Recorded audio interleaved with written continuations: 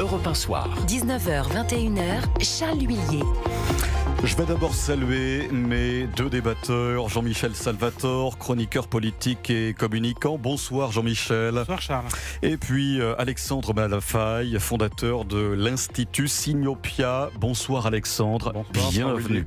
Alors, notre invité, nous le disions en préambule, Sébastien Martin, ministre délégué chargé de l'industrie. Bonsoir Monsieur le ministre. Bonsoir.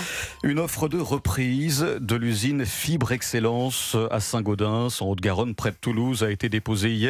Fibre Excellence, c'est la dernière usine de pâte à papier en France. Par ailleurs, les Cycles Lapierre, une des dernières marques françaises de vélos, ont été placés aujourd'hui en redressement judiciaire.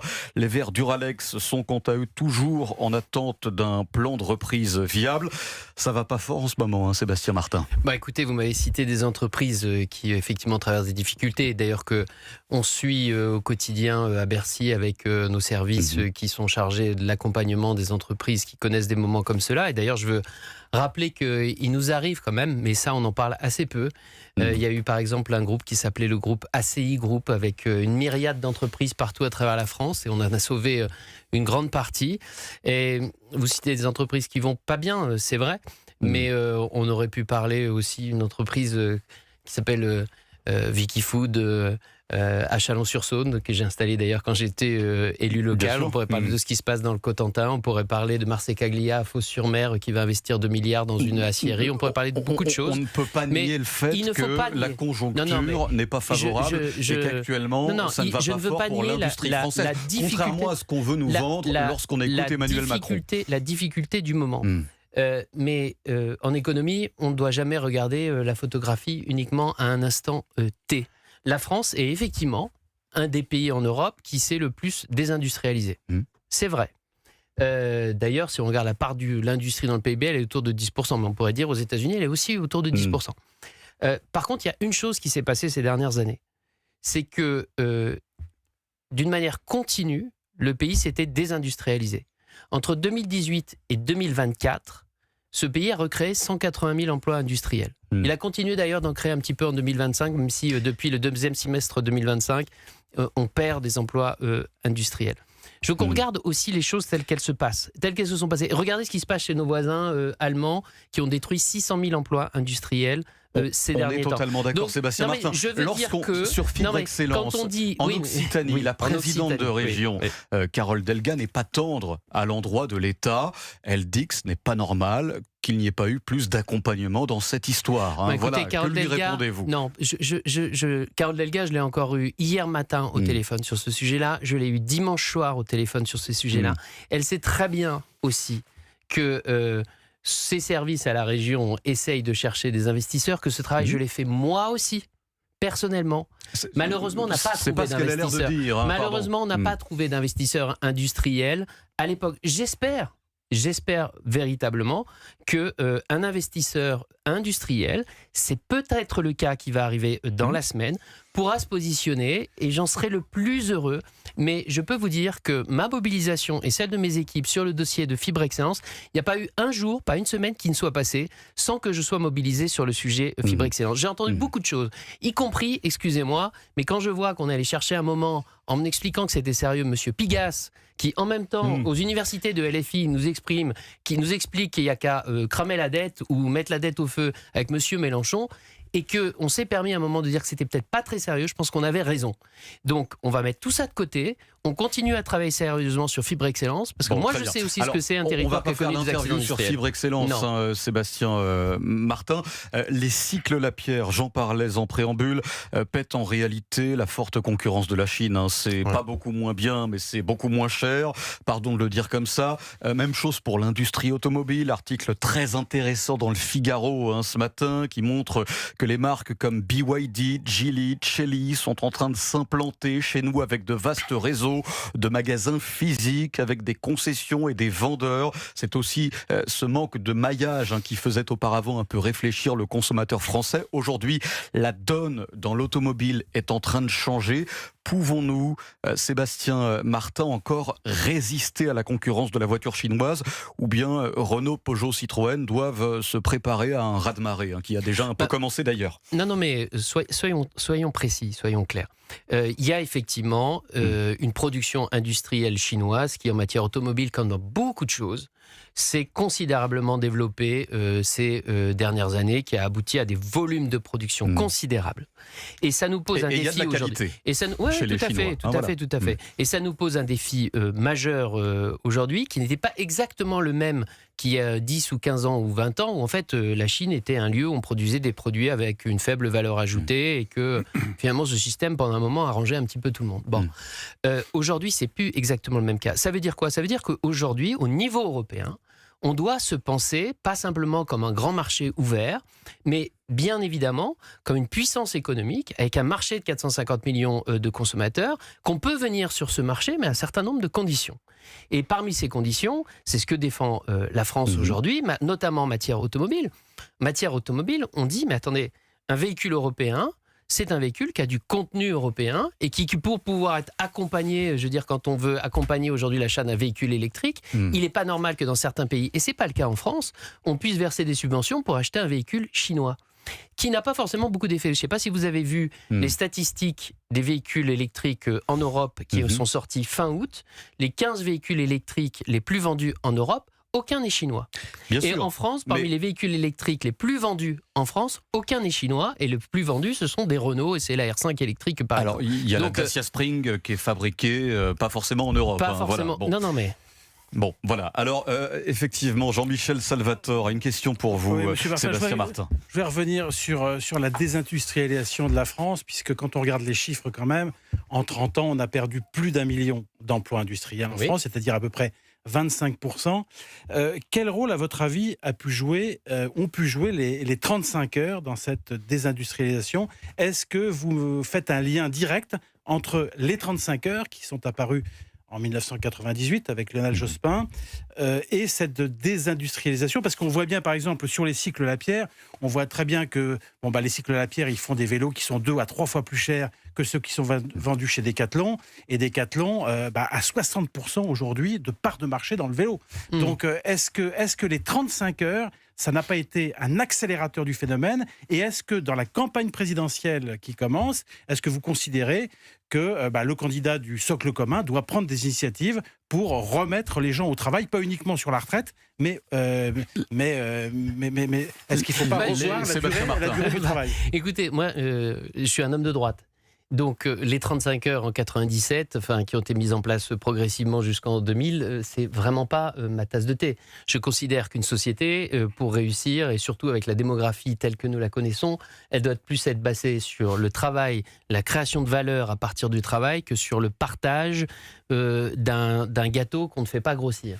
Et les 35 heures n'ont pas amélioré la compétitivité du site France, n'ont pas amélioré le coût du travail en France. Non, mais est-ce que vous considérez que... Ma question, c'est est-ce que les 35 heures sont à l'origine? Non, ils ne sont pas à l'origine de la désindustrialisation de la France. La désindustrialisation de la France, elle avait commencé avant les 35 heures. Les 35 heures n'ont rien arrangé. Et la question, je vois un certain nombre de candidats, je pense par exemple, moi je suis issu de la droite républicaine, je suis très heureux que le candidat LR, Bruno Retailleau, se soit positionné en essayant d'imaginer un système d'heures supplémentaires. Alors j'ai pas tout compris si c'était parfaitement défiscalisé, désocialisé, etc. Mais en tout cas, je trouve que ce sont des idées qui vont plutôt dans le bon sens dans le débat de la présidentielle. Mais il y a eu un mouvement de désindustrialisation qui avait commencé bien avant. Je me souviens même qu'à un moment, on encourageait presque à aller produire à l'autre bout du monde. Donc, ce moment-là, je crois qu'il est un peu différent aujourd'hui.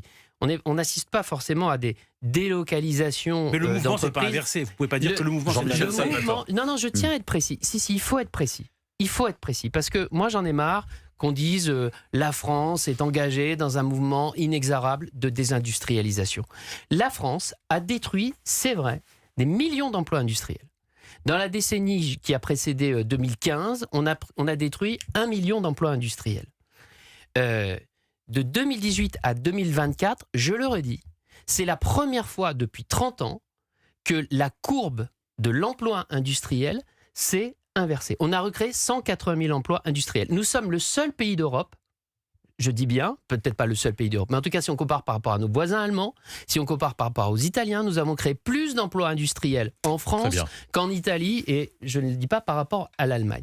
Donc la question aujourd'hui, c'est qu'il y a des nouveaux défis. Il y a une concurrence asiatique massive, il faut que l'Europe protège mieux. Il y a le défi de l'intelligence artificielle qu'il faut qu'on prenne à bras le corps. Ça, ce sont des nouveaux défis, mais je refuse parce que je l'ai vécu dans mon territoire. Vous savez, je suis élu à Chalon-sur-Saône. À Chalon-sur-Saône, on a connu la fermeture de Kodak.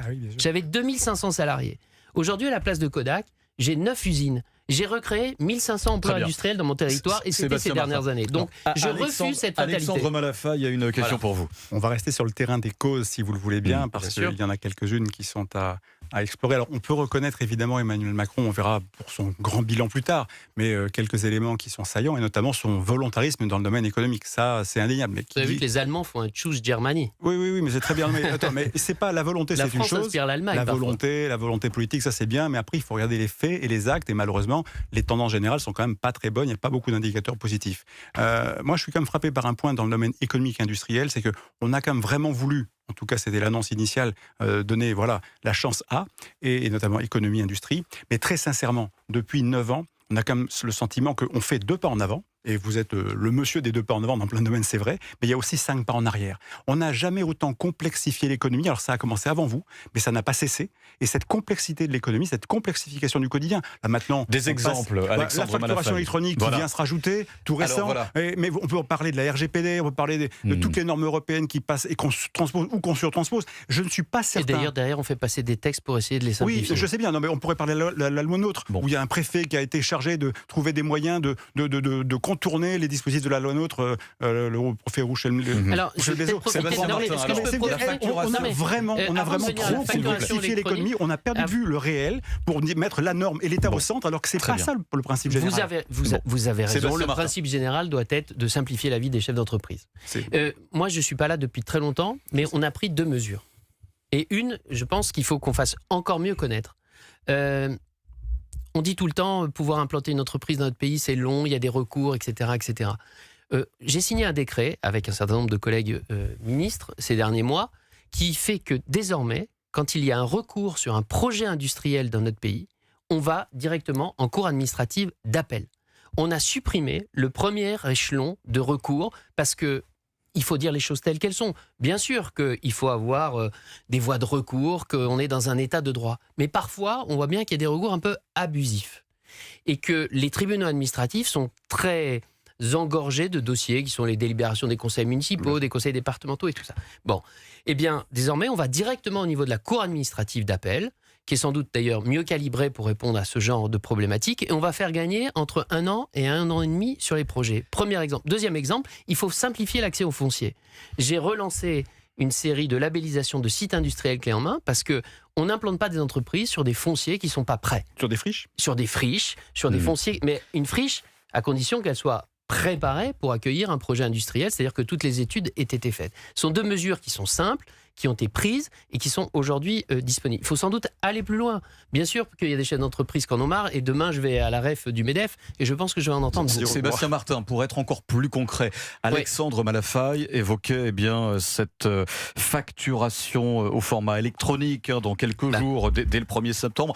Les chefs d'entreprise, navré de vous le dire, sont en train de s'arracher les cheveux, je vous le dis de manière un peu triviale. Je me permettrai pas, Sébastien Martin. Alors, et j'ajoute que ça coûte une fortune. Alors voilà, pour les entreprises, il faut être sérieux. Il y a quand même des transformations d'outils informatiques dans les entreprises. J'ai des exemples très concrets, je ne vais pas les citer à l'antenne, où un certain nombre de fabricants de logiciels allemands, pour certains d'entre eux, ne sont pas prêts, et où ça coûte l'impact dans les comptes économiques des boîtes. La transformation, c'est des millions d'euros. Alors, la réponse du ministre chargé de l'Industrie. Bon, je ne veux pas faire le coup de dire, attendez, quand il y a eu le prélèvement à la source, on nous a expliqué aussi, j'entendais que les entreprises, ça allait être compliqué, personne ne reviendrait sur le prélèvement à la source aujourd'hui. C'est le premier point. Deuxième point, il est évident qu'on applique les choses à partir du 1er septembre. Je précise qu'à partir du 1er septembre, c'est l'obligation de pouvoir recevoir des factures. Pour les ETI et les grosses entreprises, c'est l'obligation de recevoir et d'émettre. Pour les petites entreprises, c'est uniquement l'obligation de pouvoir recevoir des factures. Elles ont encore 1 an derrière pour pouvoir émettre des factures. Mais très concrètement, c'est quoi la facturation électronique ? Aujourd'hui, je suis dans une PME. Je reçois une facture par email au format PDF. Je dois rentrer dans mon ordinateur, dans mon logiciel de comptabilité, la facture qui correspondait à telle commande, le prix, la référence de l'entreprise, son SIRET, etc. etc. Et demain, tout ça va se faire automatiquement, va venir dans le logiciel de gestion, ça va faire gagner du temps et de l'argent. Très bien. Alors nous évoquerons avec vous, parce que vous restez avec nous, Sébastien Martin, nous évoquerons avec vous la politique, avec cette idée de David Lisnard de lancer une primaire de la droite et du centre. Vous êtes un homme de droite, vous l'avez dit, et nous en parlerons avec vous.